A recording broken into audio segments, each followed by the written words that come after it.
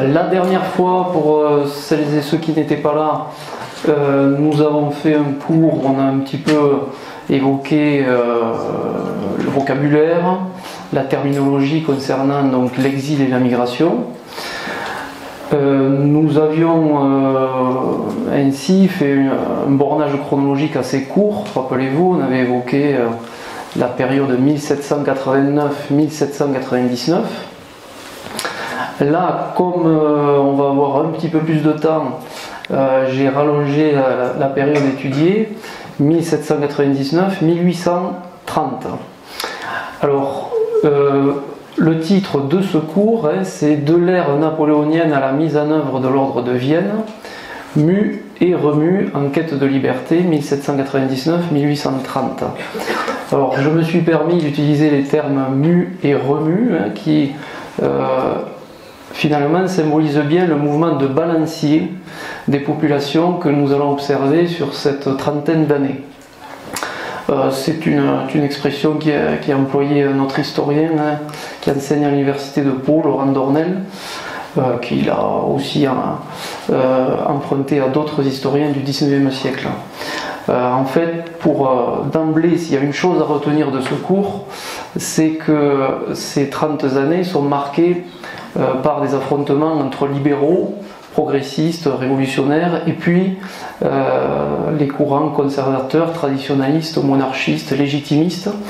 Et au fil des succès des uns et des autres, il y a des populations qui se déplacent, qui vont chercher refuge. Il se trouve que tout au long de cette période, vous n'avez pas seulement des populations en exil qui doivent se déplacer sous la contrainte politique, mais il faut aussi penser par exemple aux prisonniers de guerre. Pendant la période napoléonienne, il y en a eu beaucoup. Et puis il faut penser aussi à ceux qui ne voulaient pas aller faire la guerre, qui sont aussi obligés de se déplacer, de se cacher. Et donc on parle évidemment des insoumis et des conscrits qui refusent justement cette conscription, j'y reviendrai.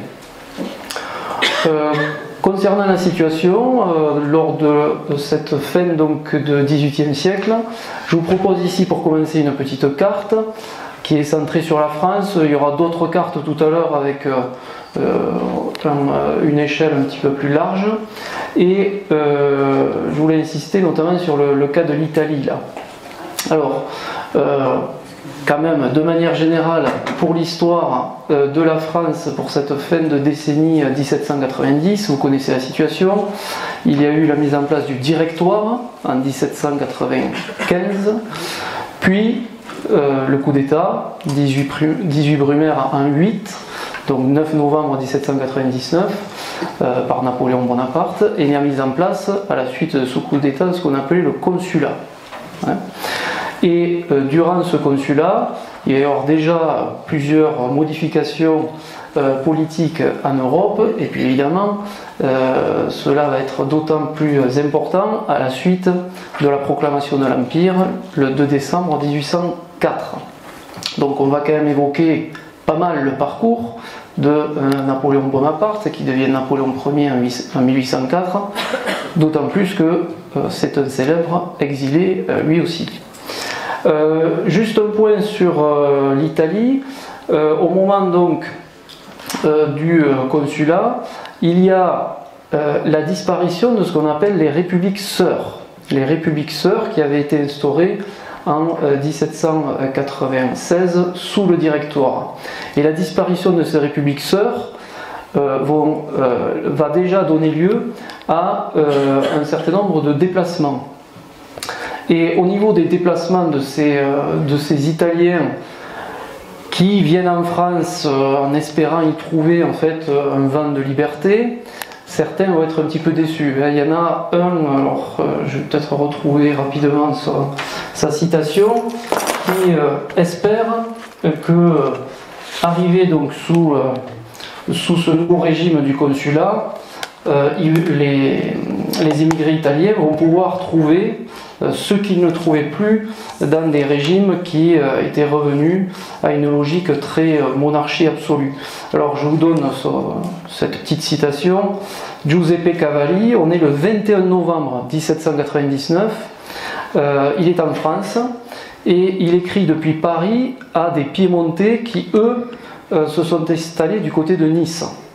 Voilà ce qu'il écrit: la chute du directoire, la suspension des conseils, l'expulsion des Jacobins ont fait généralement dans Paris une sensation agréable. On a vu avec plaisir la nomination des 3 consuls, Sieyès, Ducos et Bonaparte. Tous les yeux sont principalement fixés sur le dernier et on espère tout de lui. Il n'y a point de doute que le même esprit régnera dans toute la France. Toutes les apparences indiquent que le nouveau gouvernement prend beaucoup à cœur le sort des Italiens. Espérons et peut-être que la décision de notre sort ne sera pas éloignée. Alors c'est l'ironie de l'histoire, quelques mois plus tard, Bonaparte étant, vous savez, le consul qui va petit à petit s'imposer, eh bien, il y a un certain nombre de consignes qui sont données au ministère de la police générale et on considère les Italiens comme des hommes factieux et turbulents qu'il faut surveiller. Donc voilà, l'espoir de Cavalli a été assez vite douché.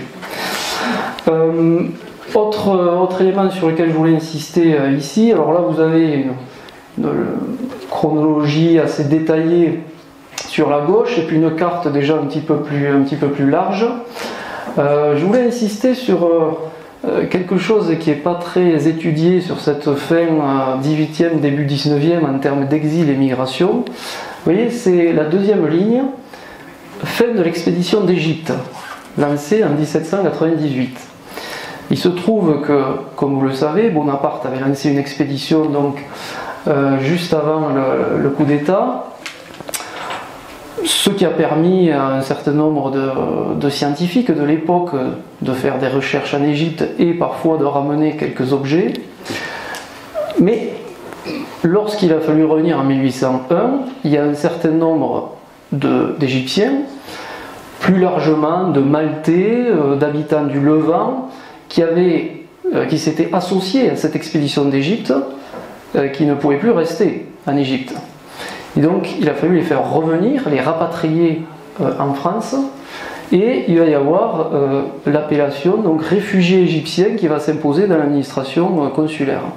Ces réfugiés entre guillemets égyptiens, parce qu'ils ne sont pas tous égyptiens, on va ouvrir pour eux 2 dépôts de réfugiés, un à Marseille, un à Toulon. Ils sont à peu près 1500 en 1801. Alors on sait avec un certain nombre de registres que une quinzaine d'années plus tard, en 1817, ils ne sont plus que 450. Et pour être relativement direct, ils sont laissés dans une situation pas très favorable. En gros, ils vivent dans une situation misérable près du cours Couffé à Marseille. Ceci dit, il y en a quelques-uns, parce qu'on les a incités aussi à le faire, qui se sont sortis de cette situation misérable en s'engageant dans l'armée. Et ils vont devenir ce que l'on appelle les Mamelouks. Et on va en parler tout à l'heure, puisque tout à l'heure vous verrez les tableaux de Goya, Dos et Tres de Mayo, et dans l'un d'entre eux, on voit évidemment ces Mamelouks combattre les Espagnols. Par contre, autre exemple, parmi ces réfugiés égyptiens, il y avait certes des adultes, il y avait aussi quelques enfants. Et il y en a un, il s'appelle Joseph Agoub, il est arrivé à 6 ans en France. Il est parvenu à faire des études et il a fini professeur de langue arabe au lycée Louis-le-Grand. C'est une belle réussite parmi ces quelques réfugiés égyptiens issus donc de l'expédition d'Égypte. Ensuite, vous avez évidemment tout le déroulé des batailles napoléoniennes, et vous pensez bien que chaque bataille va charrier, évidemment, son lot de réfugiés civils, son lot aussi de prisonniers de guerre.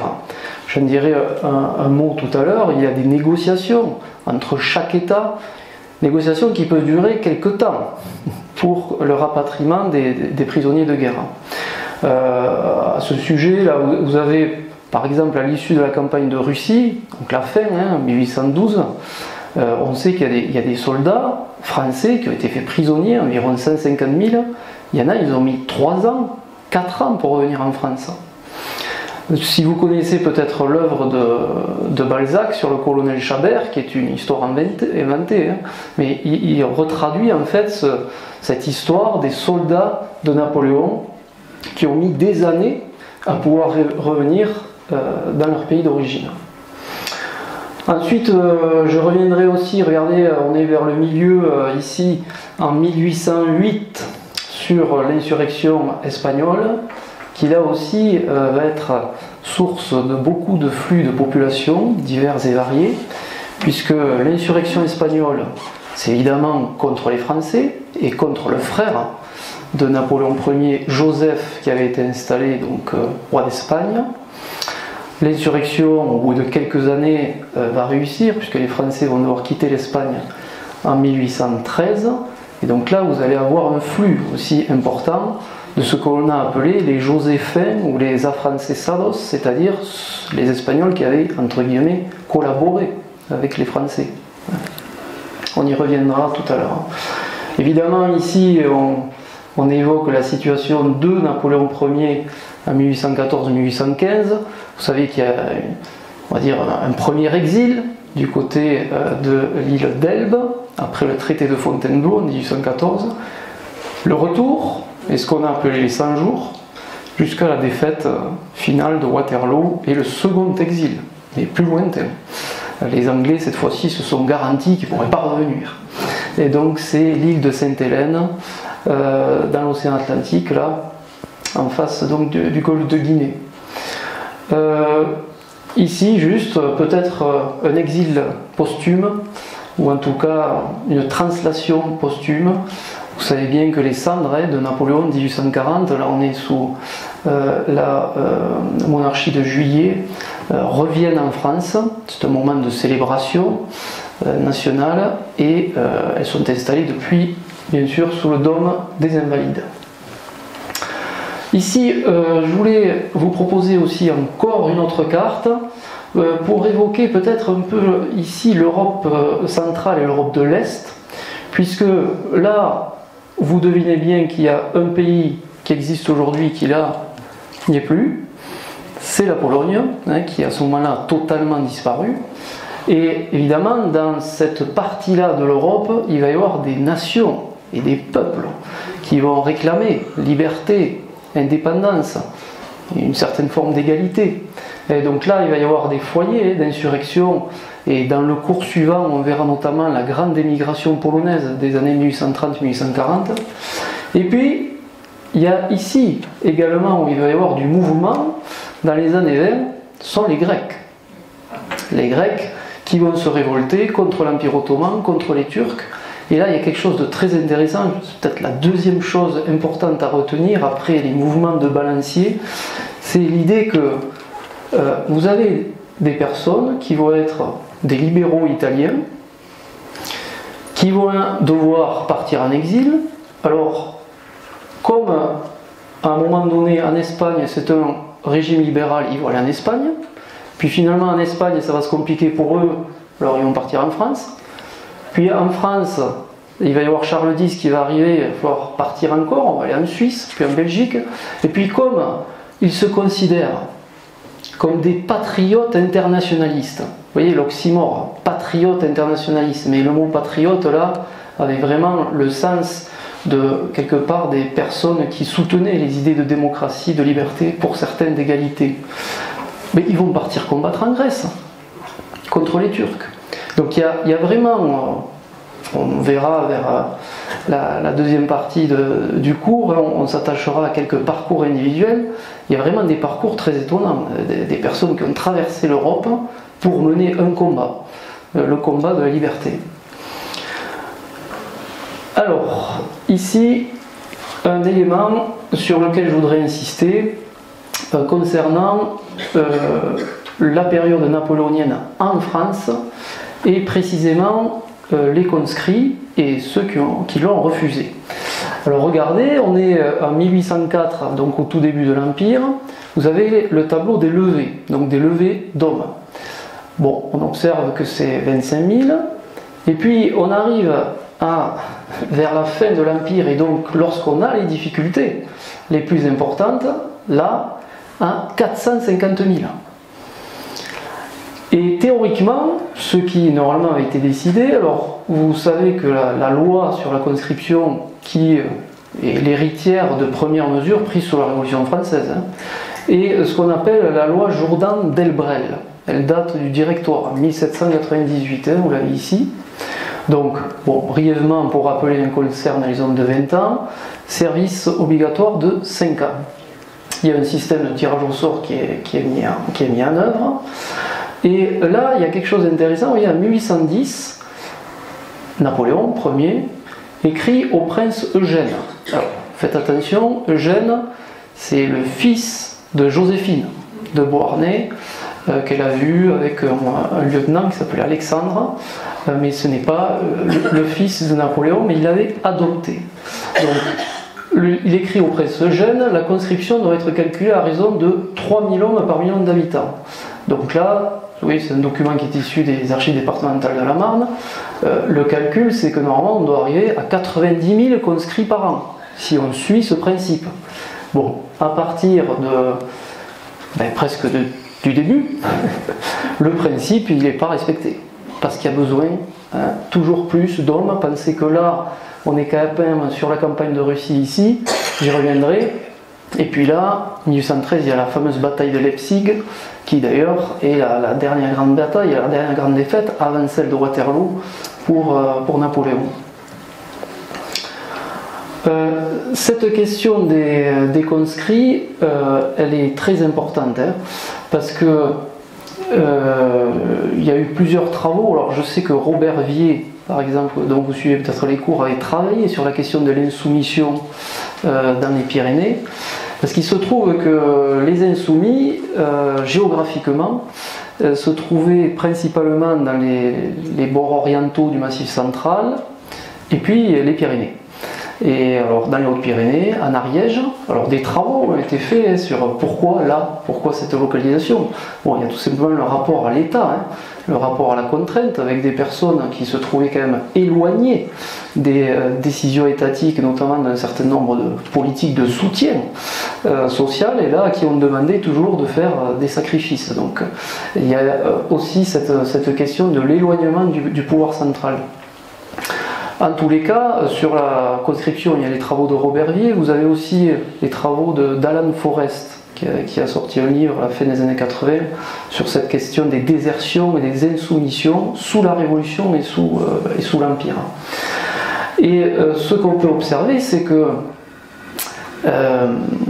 ces insoumis, ces déserteurs, ils vont se retrouver aux prises avec l'administration napoléonienne, qui devient de plus en plus organisée, notamment sous la férule du ministre de la police générale, dont vous connaissez certainement le nom, Fouché. Et ce Fouché, avec Napoléon Ier, il a un rêve, c'est la transparence des territoires, la surveillance totale. S'il avait été là aujourd'hui, il aurait eu les moyens de le faire. Là, à son époque, il essaye, mais c'est quand même plus compliqué.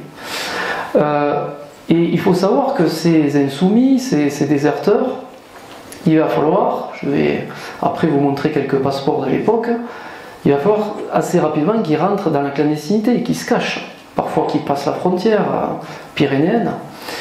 Et certains vont même constituer une espèce de groupe de contrebandiers, de bandits qui vont circuler là, le long des Pyrénées. Notamment en Cerdagne, il y en a une qui était menée par Jean Peyrot et Michel Juliat, qui était un déserteur d'Arles, qui va, pendant les années 1800-1810, comme ça, poser beaucoup de problèmes aux douaniers et aux troupes qui essayent de les arrêter là, le long de la frontière. Ici, un autre tableau sur lequel je voulais insister, concernant les troupes de Napoléon, hormis cette question déjà de la masse que ça représente, la question des insoumis et des déserteurs, la proportion des étrangers dans les troupes napoléoniennes.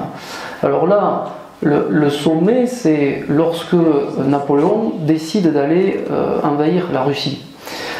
Il part avec plus de 610 000 hommes, alors il y en a 992 000 parce qu'il reste un peu cantonné en arrière, mais il part avec 610 000 hommes, et sur l'ensemble du contingent, on est à presque 25%, entre 22, 22,5 et 25, selon les chiffres, d'étrangers qui font partie de cette armée napoléonienne.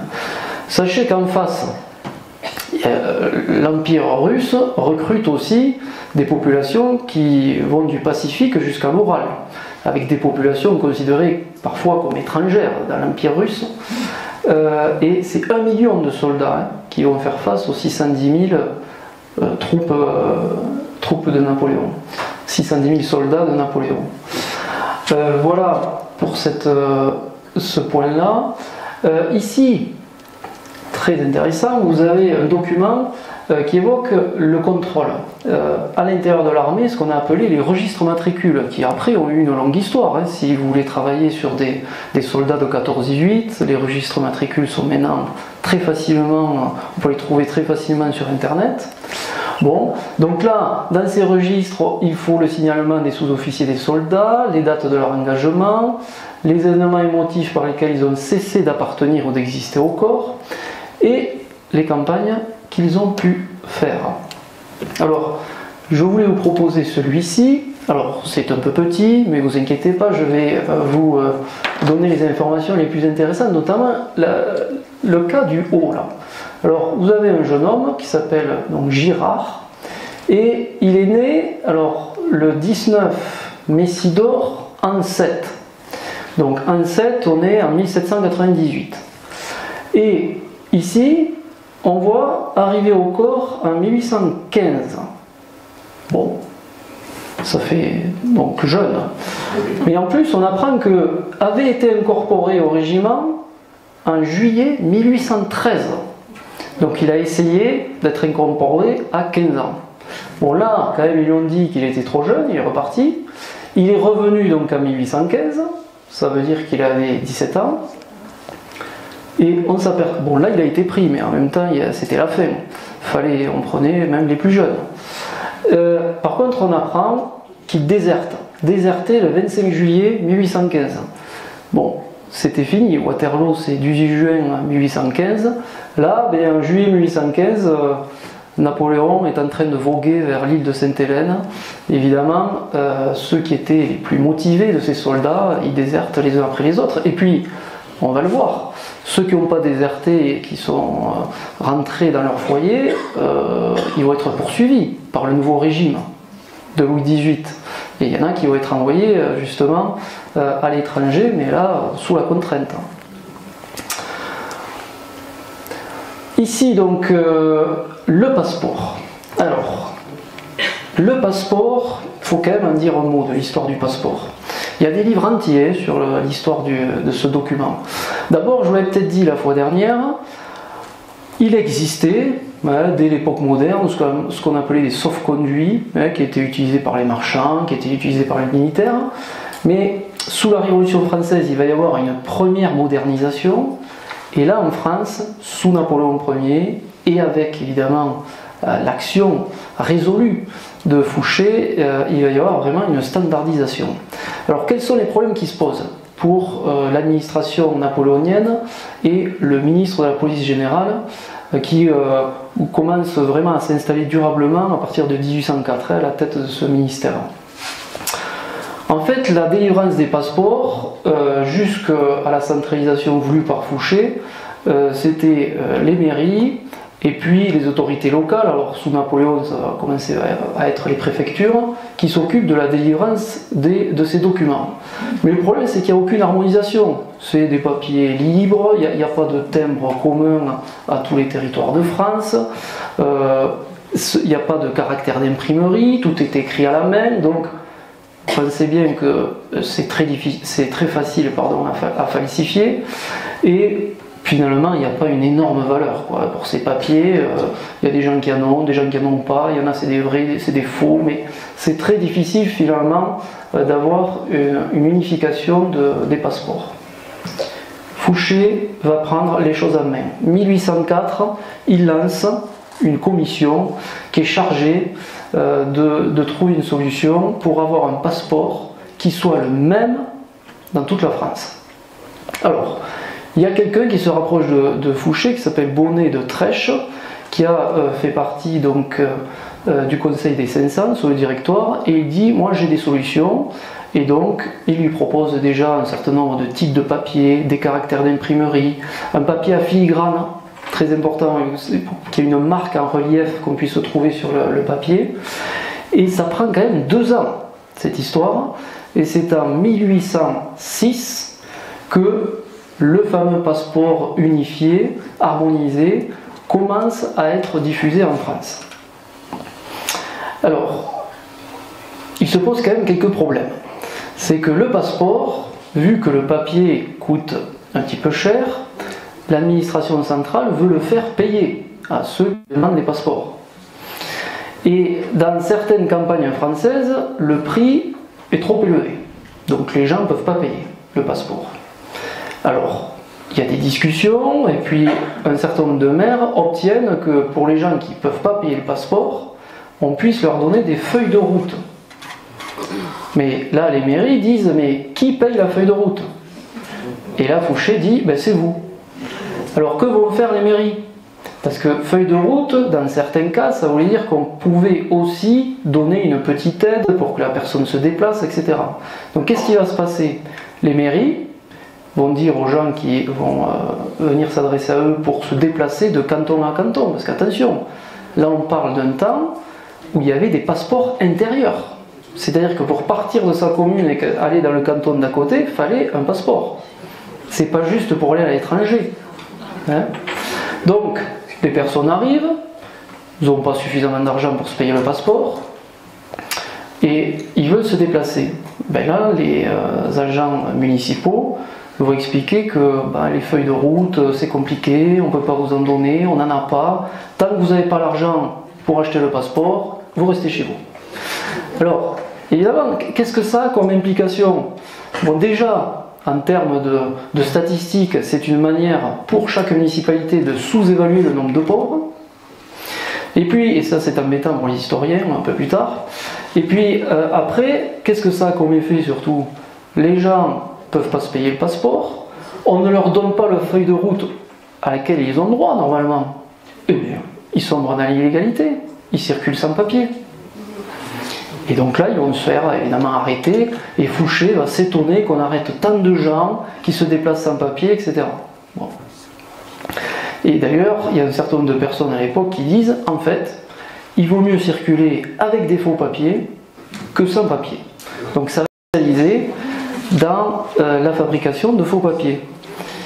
On va même forger un nouveau mot, on va les appeler les fabricateurs. Donc il va y avoir des gens qui vont être chargés de pourchasser les fabricateurs. Je parlais de l'Ariège tout à l'heure. Il y a des documents qui témoignent qu'en Ariège, vers la fin donc, des années 1810, entre 1807 et 1810, sont arrêtés 4 fabricateurs, 4 faussaires, les gens qui fabriquent des faux papiers. Parfois ils sont aidés, parce que vous avez des agents municipaux, ou des, on parlait tout à l'heure de la conscription, des sergents recruteurs, en fait des gens qui ont accès à des papiers vierges, des vrais papiers vierges, qui vont devenir des faux papiers. Alors, dans certains cas, parce qu'il y a eu évidemment, les gens se sont fait attraper, il y a des procès, dans certains cas c'est par amitié, c'est le cousin d'un tel qu'on connaissait, il ne voulait pas y aller, ou il avait besoin, allez c'est juste un papier, on va... Mais dans d'autres cas, évidemment, c'est parce qu'il y a eu un petit billet qui a été glissé. Hein? Donc vous voyez, en fait on retrouve des choses qui existent aussi dans un monde plus contemporain, là au moment même où la logique des passeports commence à s'imposer. Peut-être 2 autres choses quand même sur les passeports. Gérard Moriel, dont j'avais parlé la dernière fois, qui est un des grands historiens de l'immigration, avait tendance aussi à dire que c'est le moment où les Français vont intérioriser le fait que l'identité, c'est aussi une identité de papier. Et d'ailleurs, certains comme ils ne vont faire que circuler avec des faux papiers, ils vont intérioriser le fait qu'ils ont une double identité, c'est-à-dire la leur, la vraie, qui s'appelle comme ça, qui sont domiciliés là, qui font telle profession, et puis l'autre, qui est celle de papier, qui peut changer d'ailleurs, au fil des mois, au fil des années. L'autre chose aussi qu'a identifié Gérard Moriel, c'est que, étant donné que ces papiers qui sont délivrés régulièrement par les administrations centrales ou plus locales, il y a aussi l'idée que entre l'État et les populations vient petit à petit s'installer une institution qui est l'administration. Et dans le peuple, petit à petit, on comprend que pour avoir un certain nombre de droits, il faut s'adresser à cette administration. En retour, cette administration est de plus en plus en capacité de demander des comptes à la population. Et là, on voit apparaître bien ce que nous sommes tous devenus, c'est-à-dire un peuple de personnes administrées. Et avec très régulièrement des contacts, bien sûr, avec l'administration, qu'elle soit fiscale ou autre. Bien, voilà quelques mots sur les passeports. Alors, il y avait celui-ci, donc, du citoyen Bonnel. Alors, en l'occurrence, c'est quelqu'un qui veut se déplacer, lui, juste de sa commune, voilà, vers Lyon. Donc, on est sur le cas d'un passeport intérieur, comme je vous l'indiquais.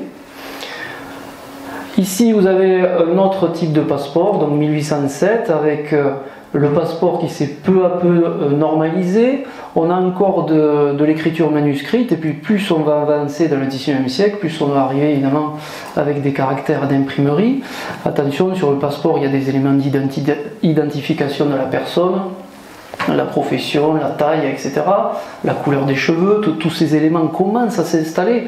Et d'ailleurs, il y aura dans la suite du cours un deuxième moment où le passeport aussi va se moderniser, c'est à la fin du XIXe siècle, et avec, on va commencer à mettre la photographie, et puis d'autres éléments, notamment les empreintes digitales. Première carte d'identité en France, juste avant la Première Guerre mondiale, pour les nomades, les gens du voyage. Et puis après, généralisation dans les années 20 et 30. Voilà pour ces passeports. Et après ce chapitre administratif, quelques éléments sur donc la politique et les événements de ce début du XIXe siècle. Alors, la situation en Espagne. Je vais vous dire pourquoi je commence par l'Espagne, parce qu'en Espagne, à la suite de la présence française, qui a quand même un peu influencé les esprits, va être rédigée ce qu'on appelle la Constitution de Cadix, qui est une constitution qui va influencer toute l'Europe, et notamment l'Europe du Sud. Vous avez même un royaume des deux Siciles, dirigé par Ferdinand Ier, où à la fin des années 1810, début 1820, le peuple va forcer ce roi à adopter la constitution de Cadix. Constitution de Cadix qui veut instaurer un certain nombre de droits, notamment pour la presse, l'égalité devant la loi, bon, des possibilités de vote quand même restreintes, mais en tout cas progressivement une forme de libéralisation et de démocratisation du régime en Espagne, et cela va inspirer donc d'autres pays voisins. La situation de l'Espagne, brièvement, donc vous savez que les troupes françaises entrent dans le pays en 1808, c'est expliqué ici, ce qui va générer évidemment un certain nombre d'affrontements. Le frère de Bonaparte va être installé à la tête du royaume, Joseph, et il va y avoir plusieurs épisodes de révolte, de rébellion contre cette présence française. Alors là, vous avez le premier tableau de Goya, je vous montrerai le suivant tout à l'heure, qui évoque donc ces affrontements qui ont lieu à Madrid au printemps 1808. Et on voit, je parlais des Mamelouks tout à l'heure, que Goya a bien insisté sur la présence de ce qu'on appelait les Turcs, mais en fait qui n'étaient pas turcs pour le coup, dans les troupes françaises. Bon, ça a été un énorme massacre qui a laissé beaucoup de traces dans l'opinion publique espagnole.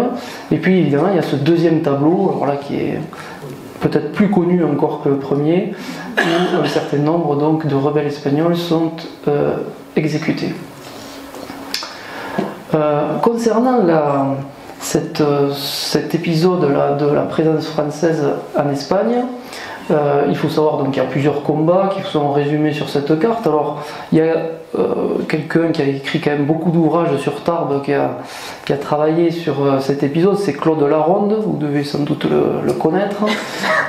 Donc là, de manière assez classique, vous avez une avancée d'abord des troupes françaises, et puis après vous savez que les légitimistes espagnols qui veulent le retour de Ferdinand VII sur le trône, et non, ils ne veulent pas de Joseph Bonaparte, vont s'allier aux Anglais. Et c'est avec les Anglais que petit à petit les Français vont être repoussés. Juste une petite parenthèse sur Ferdinand VII. Lorsqu'il doit quitter le pouvoir là, en 1808 avec l'arrivée de Joseph Bonaparte, sachez qu'il part en exil, bien sûr. Et où c'est qu'il part en exil? En France, au château de Valençay. Voilà.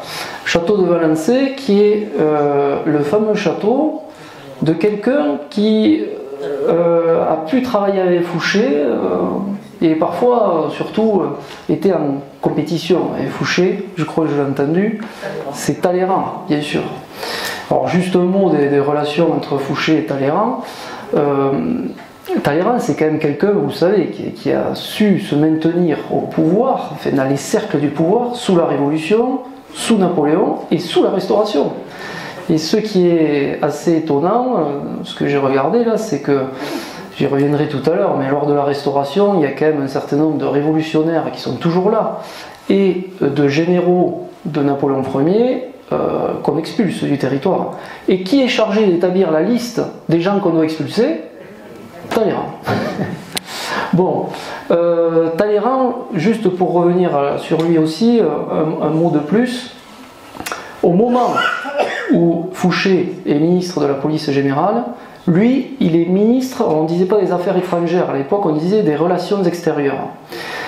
Et en ce qui concerne les passeports, Fouché va prendre un peu le dessus, parce que concernant les passeports pour l'étranger, normalement, le ministre de la police générale, jusqu'en 1810 au moins, devait s'adresser au ministère des Relations extérieures pour qu'ils apposent le visa.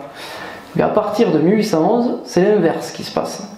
C'est en fait le ministère des Relations extérieures qui doit demander l'accord au ministère de la police générale, dont Fouché a le dernier mot. Donc là, dans la rivalité entre les deux, au moins sur ce point-là, Fouché avait pris le dessus. Bon là je commente pas plus cette carte, juste vous signaler bien sûr parce que là il y aura une carte davantage sur les Hautes-Pyrénées qui évoquera la présence de Wellington qui va venir traverser les Hautes-Pyrénées. Vous savez que lors de ces combats il y a une remontée donc progressivement vers le nord et vous avez des dizaines de milliers de personnes qui vont partir vers la France. Alors il y a notamment des réfugiés civils qui quittent la Catalogne et qui traversent la frontière, mais après vous avez aussi des otages, des prisonniers de guerre là, qui sont ramenés de l'Espagne vers la France. Ici, juste voilà, alors là vous reconnaissez peut-être quelques communes proches, les combats de Tarbes. Alors c'est pas les combats de 44, c'est les combats de mars 1814. Et là on voit donc ici en rouge, vous avez donc les troupes anglaises. Alors vous reconnaissez quelques communes, Orlex, Oléac, Boulin, Orléans, et puis les troupes françaises qui progressivement reculent. Et là j'ai quand même mis quelques citations du maréchal Soult, qui indique donc qu'il est bien urgent que l'armée se rapproche de Toulouse pour recevoir des effets d'habillement, surtout des souliers, dont elle éprouve le plus pressant besoin.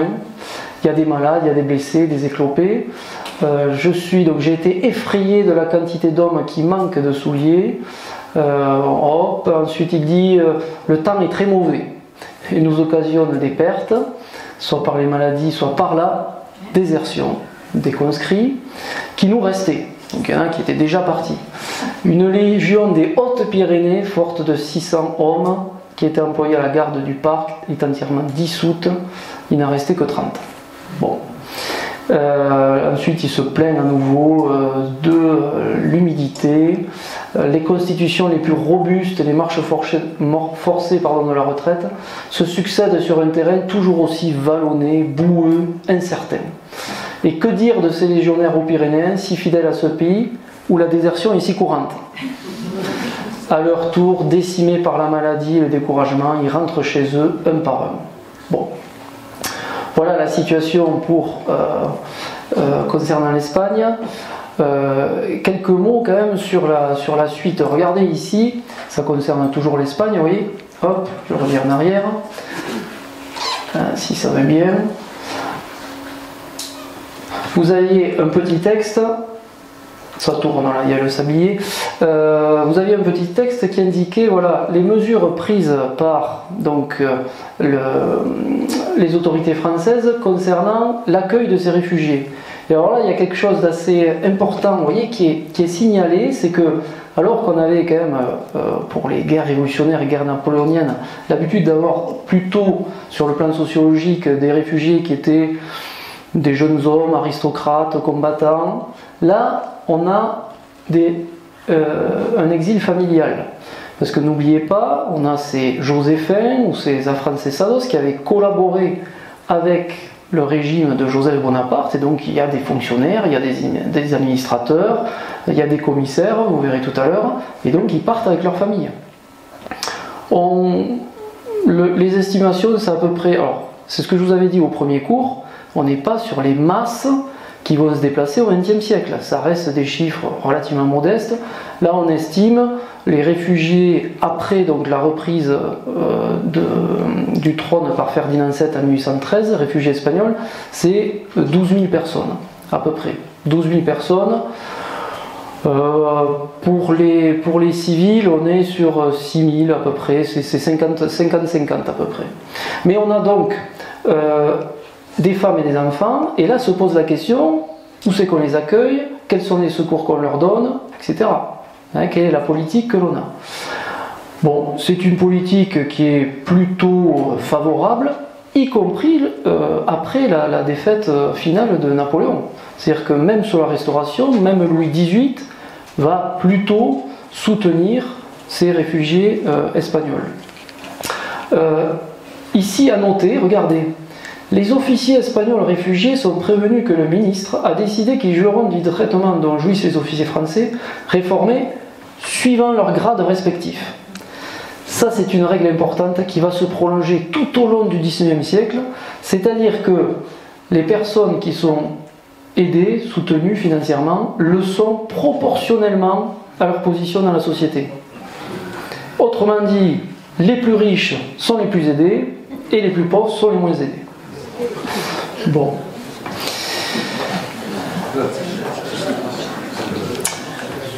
Ici, des documents issus des archives départementales de Tarbes, puisque un dépôt de réfugiés a été créé à Tarbes, donc en 1814, pour accueillir ces réfugiés espagnols, joséphin, non loin de la Cède, et pour les chiffres, alors vers la fin 1814, il y en a à peu près 60, et puis printemps 1815, là où on atteint le nombre le plus important de réfugiés dans ce camp, on arrive à 150, 160 à peu près.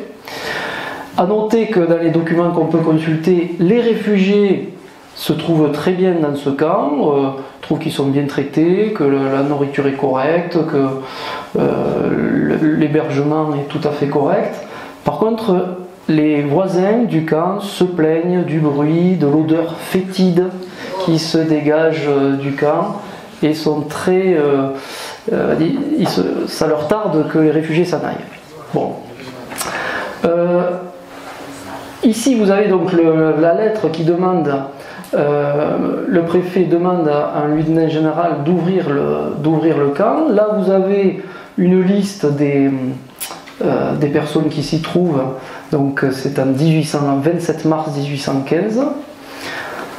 Et puis je voulais vous montrer ces autres documents que j'ai trouvés dans cette liasse de documents concernant ce camp, puisque là vous avez regardé un document qui date du 8 avril 1815.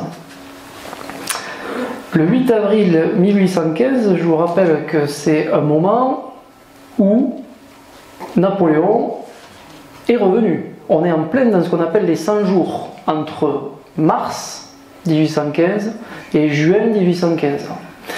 Et il se trouve que, alors, bon, c'est peut-être pas très lisible, mais là vous avez un certain nombre de dignitaires du camp, des gens responsables du camp dans le groupe des Espagnols, qui disent tout simplement qu'ils ont la satisfaction de voir présenter leur respect, de vous féliciter de votre arrivée et de se soumettre à votre, alors je crois, ardeur, me semble-t-il.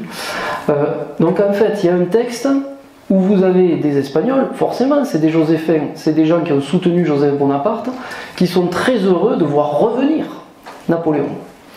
Et alors, regardez qui c'est qui signe.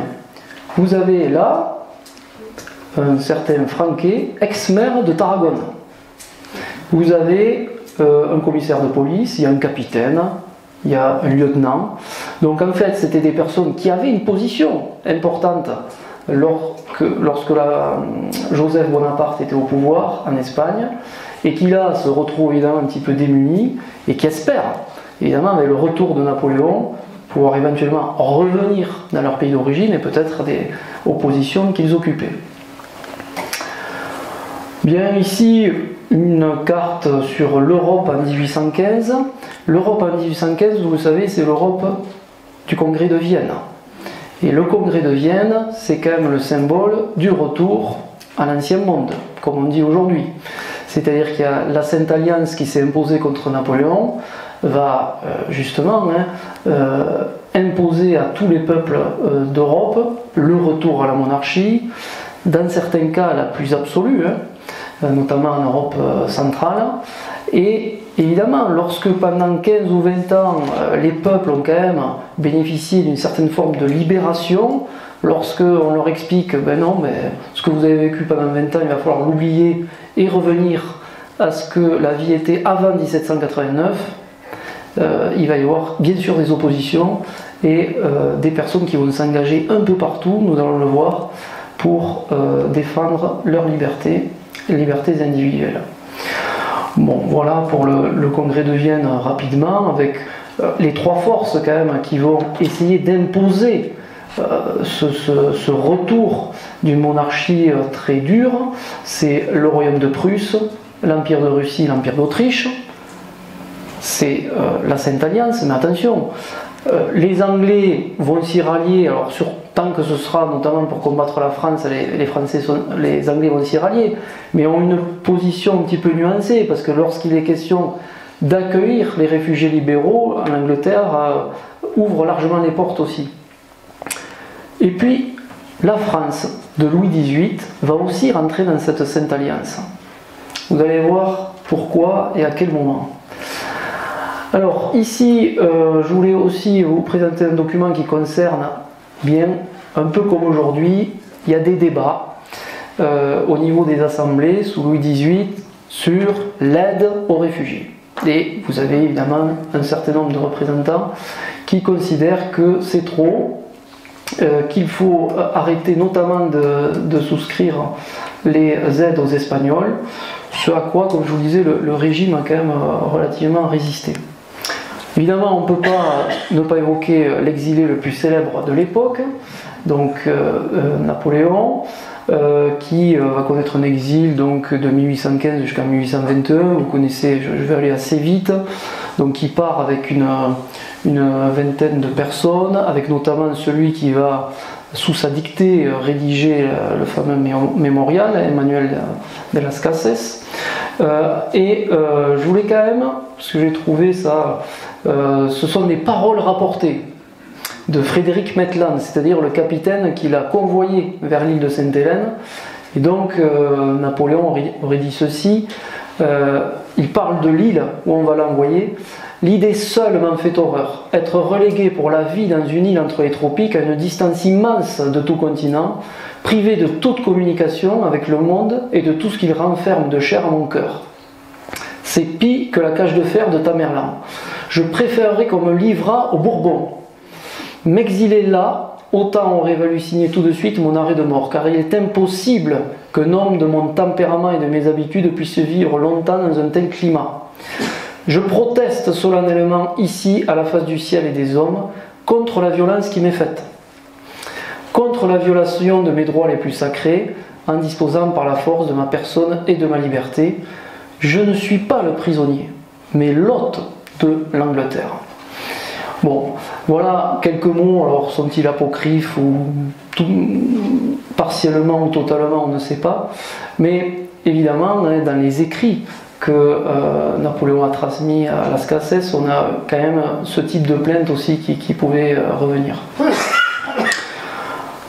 Bien, quelques autres exemples.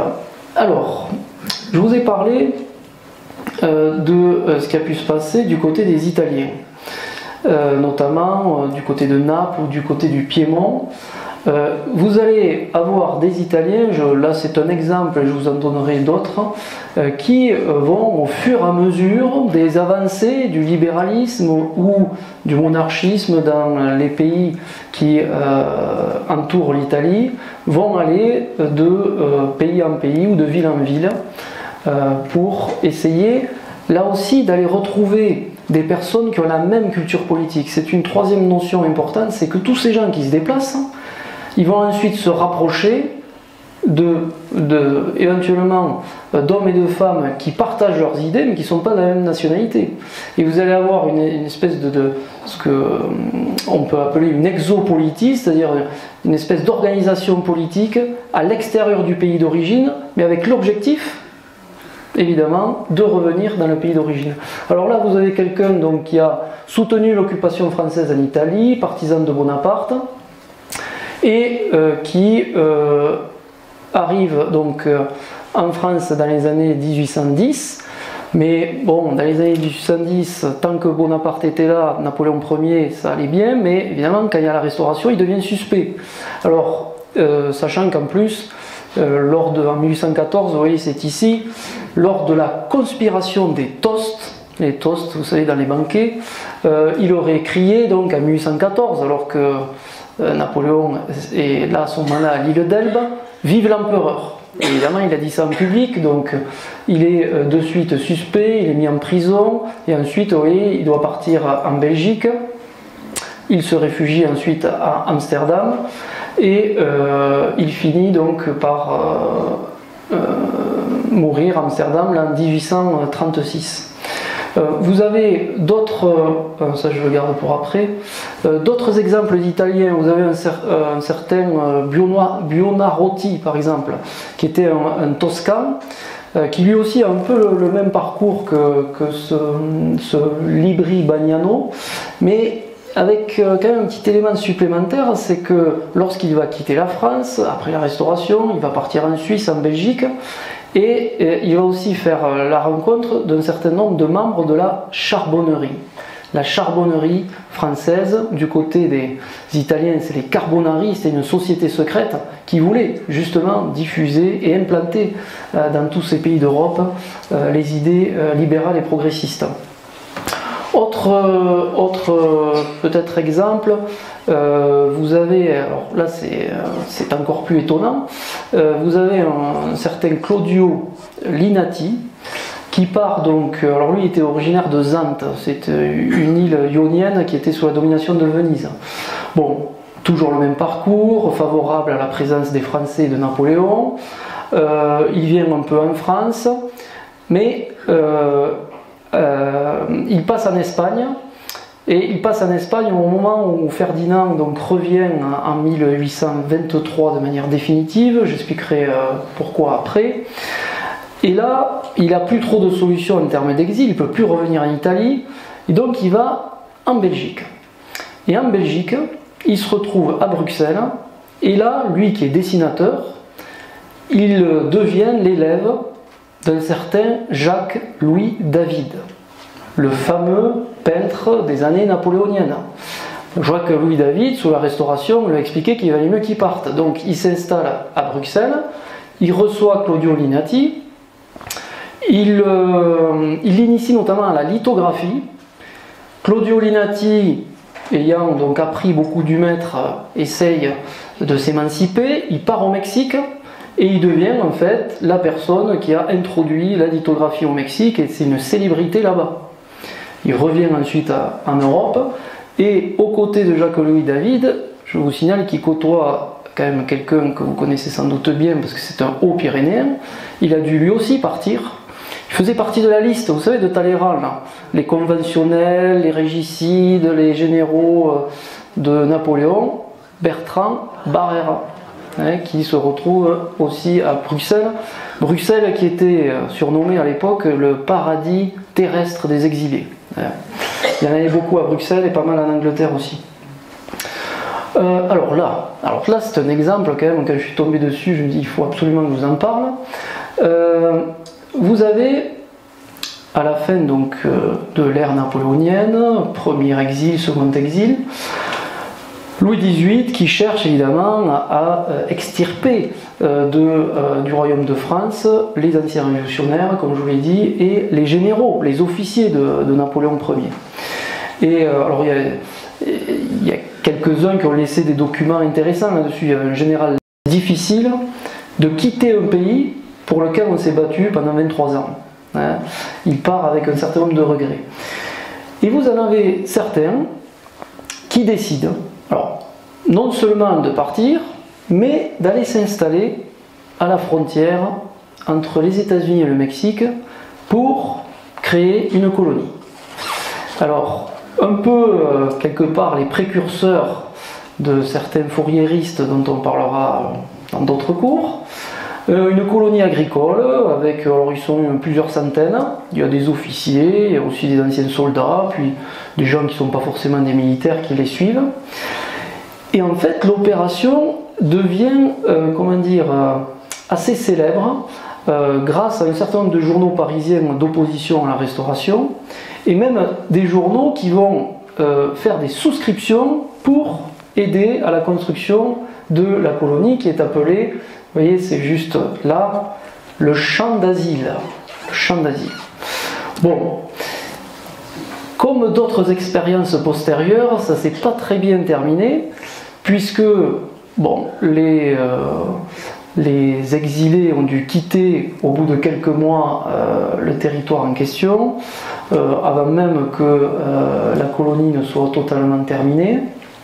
Et on a quelques documents et quelques lettres qui semblent témoigner que l'argent de la souscription, elle n'est pas forcément arrivée à destination, en tout cas n'a pas permis de finir la construction, et que ça aurait été récupéré par les 5 ou 6 leaders qui sont ensuite partis vivre du côté de New York, Philadelphie, etc., laissant sans aucun moyen les quelques centaines de jeunes soldats libéraux qui les avaient suivis. Voilà, l'histoire du champ d'asile. Bien, là on arrive à l'Espagne des années 1820.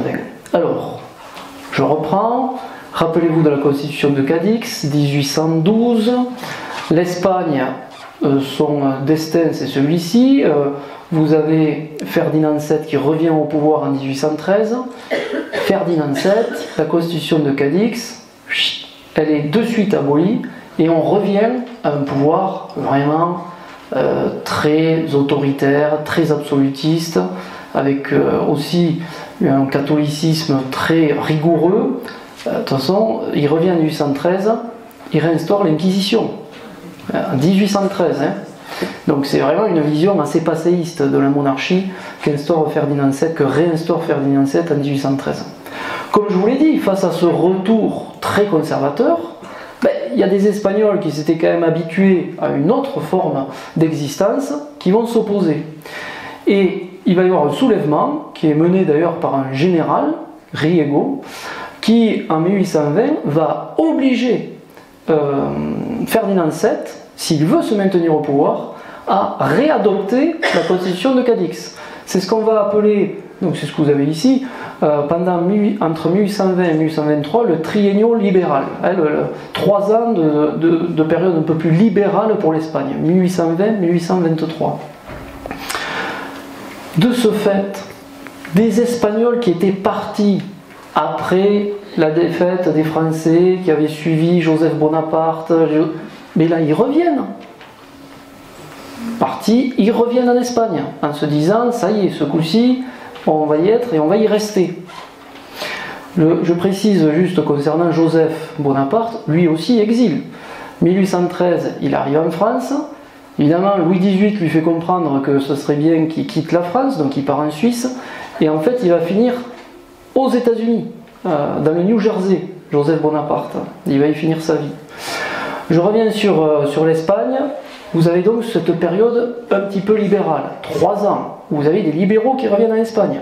Et puis, vous l'avez sans doute deviné, ça va à nouveau se retourner. Mais si ça se retourne, c'est un peu la faute des Français. Pourquoi ? 1822, vous avez ce qu'on appelle le congrès de Vérone. La Sainte Alliance se réunit et la Sainte Alliance décrète qu'il y en a assez de tous ces mouvements insurrectionnels, rebelles, libéraux dans toute l'Europe du Sud. Vous allez le voir dans quelques minutes, c'est l'Espagne, c'est le Portugal, c'est l'Italie, et puis c'est la Grèce. Ça suffit, il faut en terminer. Congrès de Vérone, et ça ressemble quand même un petit peu à des procédures politiques qu'on a retrouvées dans le monde contemporain. Il y a une discussion qui dit qu'il faut intervenir en Espagne pour redonner tous les pouvoirs à Ferdinand VII et qu'on arrête avec cette constitution de Cadix. Qui est mandaté ? La France. Alors, Louis XVIII va monter une opération militaire qu'on a appelée l'expédition des 100 000 fils de Saint-Louis. Ils étaient effectivement à peu près 100 000. Et ces troupes vont rentrer en Espagne pour rétablir Ferdinand VII dans tous ses pouvoirs. Là vous avez la prise de la Corogne, mais la bataille la plus célèbre, c'est la bataille de Cadix. Parce que lors de cette bataille de Cadix, les Français vont prendre un fort très connu qui s'appelle le fort du Trocadéro. D'où l'appellation ensuite à Paris de la place du Trocadéro et du Palais. Juste pour vous dire pourquoi ce terme a été conservé. La bataille a lieu en 1823, c'est une victoire française, c'est dans les journaux de l'époque largement célébré. Ainsi, 3 ans plus tard, le successeur de Louis XVIII, Charles X, en 1826, il fait une reconstitution de la bataille. Alors il faut s'imaginer des figurants qui partent du Champ de Mars, il n'y avait pas encore la Tour Eiffel, et qui remontent en fait vers la colline de Chaillot, représentant la forteresse du Trocadéro. Et donc là, il y a une journée de célébration. Puis quelques années plus... En fait, le nom est resté à ce moment-là. Quelques années plus tard, il y a un palais qui est construit à l'issue d'une exposition universelle, 1878. Le palais du Trocadéro.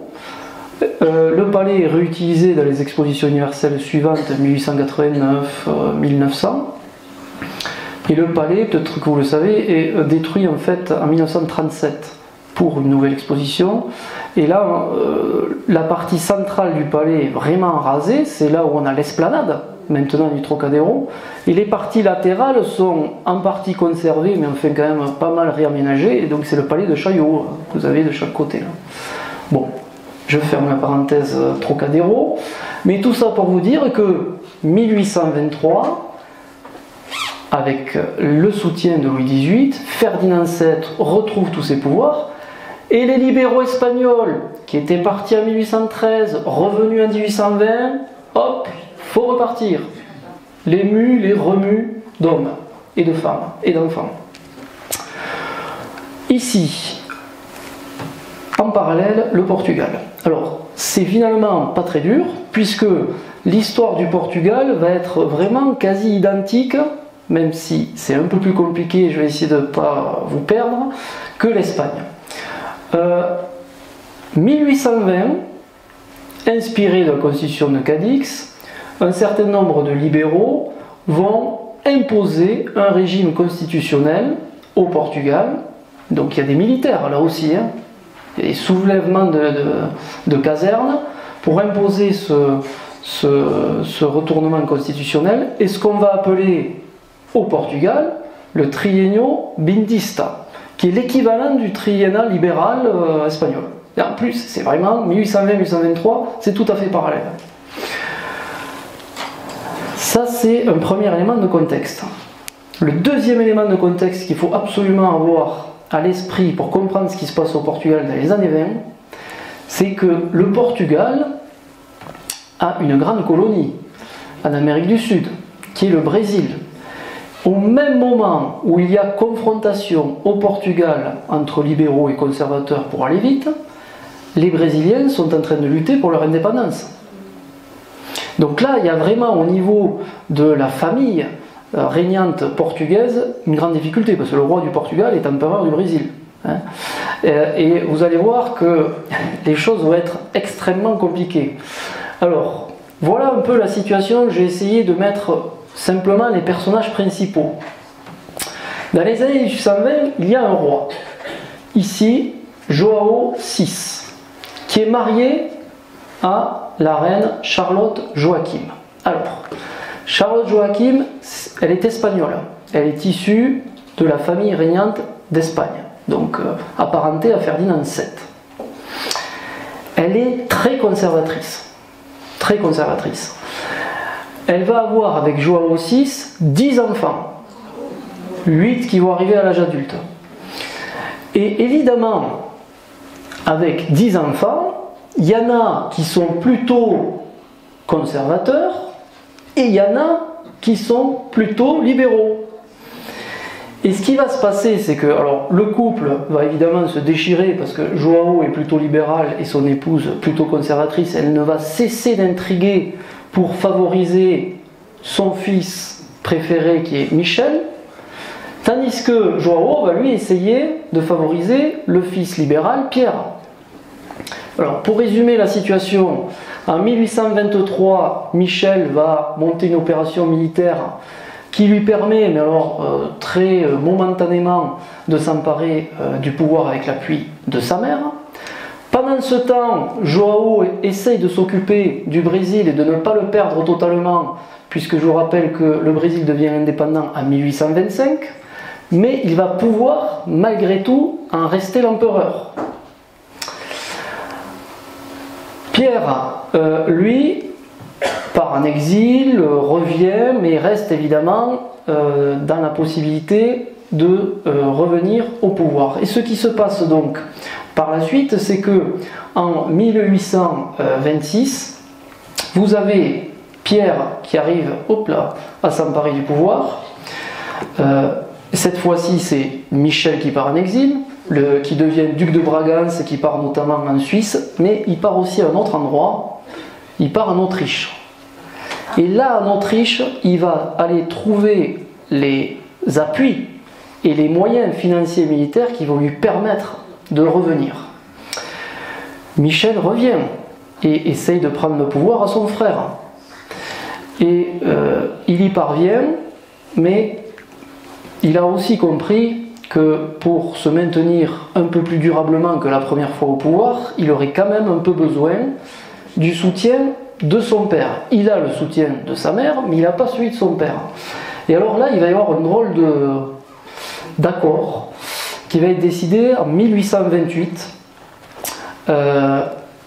João va légitimer son fils Michel comme roi à la condition que Michel se marie avec l'une des filles de Pierre. Ce qui veut donc dire, vous l'avez compris, que cette Marie II va se marier avec son oncle. Voilà. Cela va durer quand même un peu plus de temps que la première fois, c'est-à-dire que Michel va rester au pouvoir de 1828 à 1832, puis guerre civile de 1832 à 1834, victoire des libéraux, donc retour des Portugais libéraux qui étaient partis, et en fait l'histoire du Portugal là aussi c'est un peu parallèle à l'Espagne avec ce qu'on appelait les guerres carlistes, continue dans cet affrontement jusqu'en 1851, et jusqu'à que la monarchie constitutionnelle finisse par s'imposer. Un petit mot quand même des Portugais qui s'en vont. Vous en retrouvez, alors je parle des libéraux, hein, vous en retrouvez en Angleterre, vous en retrouvez en France aussi. Alors il y a un éditeur libraire qui s'appelle Ayo, qui est franco-portugais, qui vit à Paris, qui accueille pas mal de ses compatriotes. Vous avez aussi autour de, je ne sais pas si vous connaissez cet économiste Jérémy Bentham à Londres, qui anime des groupes politiques de libéraux portugais. Et puis, je ne sais pas si vous vous souvenez au premier cours, je vous avais parlé d'un certain Francisco de Miranda, général espagnol qui a fait tout un tour d'Europe et qui après voulait libérer le Venezuela et rendre le Venezuela indépendant. Là vous avez un général qui s'appelle Figueira de Almeida, portugais, général portugais, 1823. Bon, il a compris que ça serait compliqué dans l'espèce d'imbroglio politique portugais d'asseoir durablement le libéralisme dans ce pays. Il va se donner une autre cause. 1823, il part avec quelques camarades aller combattre les Turcs et essayer d'obtenir la libération des Grecs. C'est ça qu'il faut voir, c'est ce que je vous disais, hein, patriotisme internationaliste. Essayer finalement partout en Europe d'aller défendre les mêmes idées, que ce soit au Portugal, en Italie, en Grèce. Et pour la Grèce, on va le voir dans quelques minutes, il y a des Portugais qui y sont allés, mais des Français, des Italiens, et puis des Anglais. Il y en a un, vous le connaissez bien sûr, Byron. Hein? Bien, un petit mot de ce qui se passe donc en Italie. Alors là, vous avez deux petits documents donc, sur ce qui se passe à Naples dans les années 1820. Comme je vous l'ai dit, le royaume des deux Siciles, le peuple oblige le roi Ferdinand Ier en 1820 à adopter la constitution de Cadix. Hein? Bon, évidemment, la répression s'enclenche, les Autrichiens soutiennent cette répression. Au bout de quelques mois, les libéraux napolitains sont pour beaucoup contraints à l'exil, un millier, peut-être 2000 qui arrivent en France, la plupart du côté de Marseille. Et d'ailleurs là, il y a une aide aussi assez rapide, qui est une aide financière, hein. On a les documents, 200 000 francs de l'époque qui sont donnés aux Napolitains. Alors il y a les Piémontais qui arrivent juste après, mais il y a moins d'argent, on leur en donne que 100 000. Bon, il fallait arriver en premier. Donc là, ensuite, vous avez pour cette histoire des Italiens, je vous ai mis deux documents, puisque c'est étonnant, mais là, leader des constitutionnalistes de l'époque, c'est un abbé, Meneghini, à Naples. Et ça témoigne d'un courant déjà social de l'Église. C'est-à-dire que dans la plupart des États dont on vient de parler, l'Église était effectivement plutôt un soutien de l'État monarchique absolu.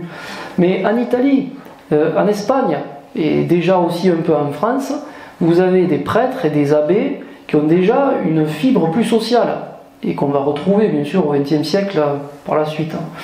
Bon, pour les Napolitains, ça s'est mal terminé. Sachez que cet abbé Meneghini, lui, a pu sauver sa vie, mais ses deux camarades qui avaient mené l'insurrection à Naples, qui faisaient partie, tout à l'heure je vous ai parlé de la charbonnerie en France, eux faisaient partie des Carbonari, c'est la traduction, eh bien, sont pendus donc en 1822, et ça illustre en fait la forte répression que ces tentatives italiennes ont dû encaisser là, dans les années 1800, début des années 1820. Hop, allez, on y est, les Grecs. Alors, vous connaissez là aussi un petit peu la situation.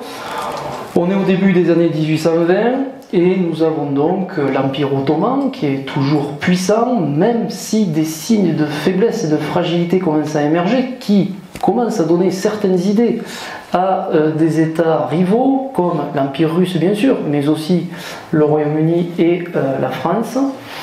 Et vous avez là encore un groupe, une société qui va se créer.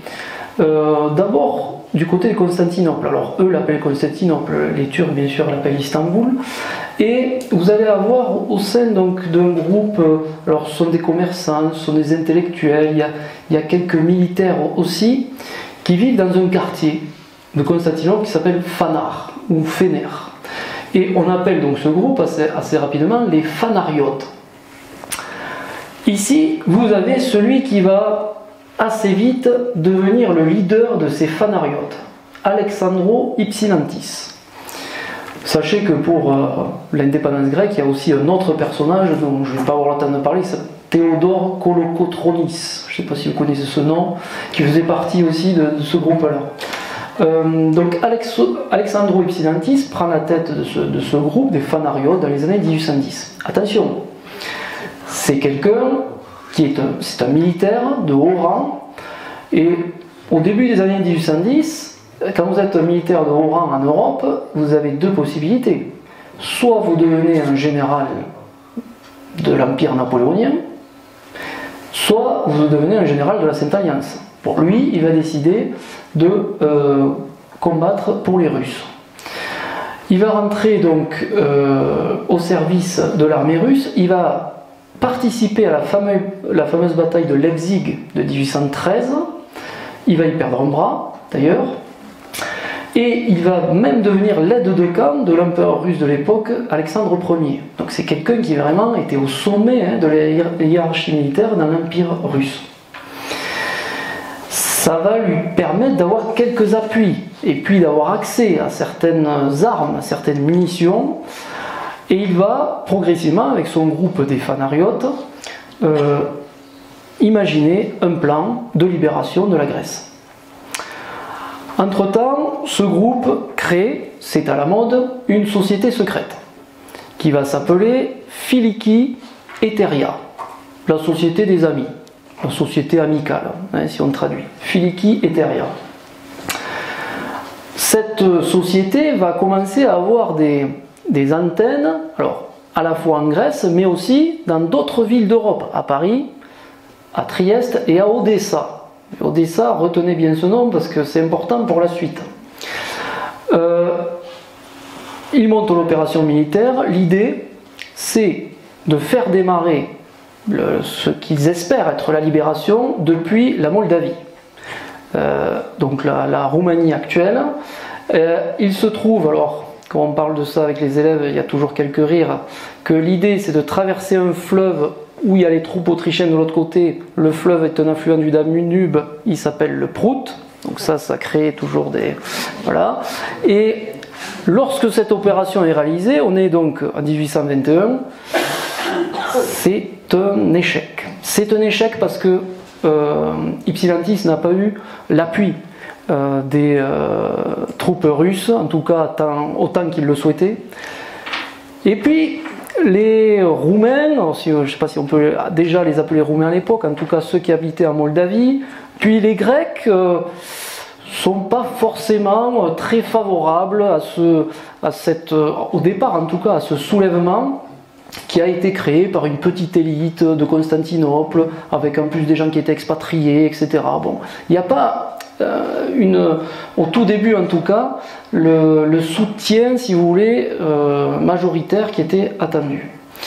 Au niveau des symboles, lorsque le Prout est traversé, sachez que c'est avec des drapeaux où on trouve le phénix, avec la renaissance de la Grèce, et il y a tout de suite un assez fort soutien par contre de l'église orthodoxe grecque, puisque assez vite, pour sans doute mobiliser peut-être un peu plus les Grecs, on va vite transformer cette guerre de libération et d'indépendance en une guerre entre les chrétiens orthodoxes et les musulmans turcs. Donc, un rôle très important pour Ypsilantis. Bien sûr, le deuxième point important, c'est que si les Grecs sont arrivés à acquérir l'indépendance en 1832, c'est là qu'avec le traité de Londres c'est officiel, c'est parce qu'il y a eu mobilisation en Europe pour les aider. C'est ce qu'on a appelé le courant Phil-Hellène, ce qui aime les Grecs. Et dans ce courant philhellène, bien sûr, des écrivains ont eu leur rôle, Byron en a fait partie, mais aussi des peintres, des artistes. Et là, vous connaissez bien sûr les deux tableaux de Delacroix, donc les massacres de Chios qui ont lieu en 1822 et les massacres aussi de Missolonghi 1826. Il faut savoir que les Ottomans ont vraiment réagi de manière extrêmement dure, extrêmement violente. Il y a eu dès qu'il y a eu la tentative de Ispilantis, il y a eu des massacres qu'on peut apparentés à des pogroms contre les Grecs à Istanbul. Il y a même eu le jour de Pâques, ils ont assassiné le patriarche Grégoire V. Et ça a marqué aussi les populations grecques. Les massacres de Chios ont évidemment aussi été horribles, mais peut-être vraiment le basculement, c'est Missolonghi. Parce qu'après Missolonghi, les forces européennes, notamment la France, l'Angleterre, les Russes, sous la pression aussi un peu de leur opinion publique, vont considérer que ça suffit et qu'il faut intervenir. Alors attention, ils le font sous la pression de l'opinion publique, mais en se disant aussi que plus l'Empire turc sera affaibli, plus il y aura peut-être la possibilité d'aller s'installer autour de la mer Noire ou bien au Proche-Orient, ce qui sera fait évidemment un peu plus tard. Pour la suite évidemment de l'histoire de l'indépendance, plusieurs batailles avec l'appui des forces que je vous ai indiquées vont être remportées à la fin des années 1820. Byron, vous savez qu'il meurt en 1824 de maladie lors de cet épisode grec. Et il y a eu quelque part une libération en deux temps, c'est-à-dire que grosso modo en 1830 tout le monde a compris que les Turcs avaient perdu sur le plan militaire, mais il a fallu ensuite négocier assez longtemps pour que enfin l'indépendance soit acquise officiellement, et ça cela aura lieu donc en 1832. Un petit point toujours sur les Grecs, c'est que avant la victoire finale, il y a eu aussi des mouvements d'exilés. Alors il y en a un qui est intéressant sur lequel je voulais revenir, c'est que suite à l'échec initial d'Ispilantis, vous avez 1500 à 2000 Grecs qui se retrouvent à Odessa. Odessa, vous savez que c'est aujourd'hui une ville particulièrement convoitée par les Russes, mais que les Ukrainiens tiennent toujours. C'est là qu'il y a les difficultés notamment d'exportation du grain. Mais à ce moment-là, c'est une ville russe, Odessa. Et vous avez donc des Grecs qui s'y retrouvent, mais ils n'ont pas envie de rester à Odessa. Eux, ils veulent revenir en Grèce pour poursuivre le combat. Seulement, on leur fait comprendre que du côté des pays d'Europe occidentale, il n'y a pas grand monde qui veut les accueillir au départ, y compris la France, et que donc le seul pays qui pourrait atteindre dans un premier temps, c'est la Suisse, où des sociétés de secours philhellènes se sont constituées. Alors vous avez 1500 à 2000 Grecs qui vont faire 2000 km à pied pour se réfugier en Suisse. Nous sommes en 1822. En Suisse, ils sont notamment accueillis à Zurich et puis dans une petite ville qui s'appelle Zollfeng.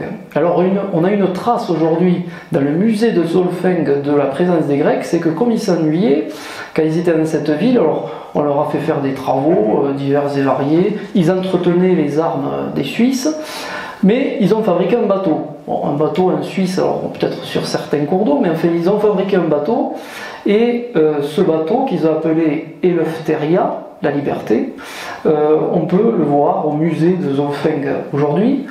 En attendant de pouvoir revenir en Grèce, ils ont fait ça. En 1823, la France s'est décidée à leur ouvrir leurs portes, mais déjà ils étaient beaucoup moins, ils étaient 200. D'autres s'étaient dispersés un peu partout en Europe. Et vous allez avoir eh bien, ces Grecs alors, qui vont marcher le long du Rhône, qui vont être accueillis presque sous les applaudissements. Là. Ils vont arriver à Lyon, à Marseille, et puis ensuite sur 3 bateaux, en 1823, ils partent de Marseille, ils arrivent en Grèce, et une bonne partie d'entre eux vont reprendre les armes pour combattre donc les Turcs. Je vous avais dit que je vous parlerai un petit peu de parcours individuel. Donc là, j'ai parlé un peu des Italiens.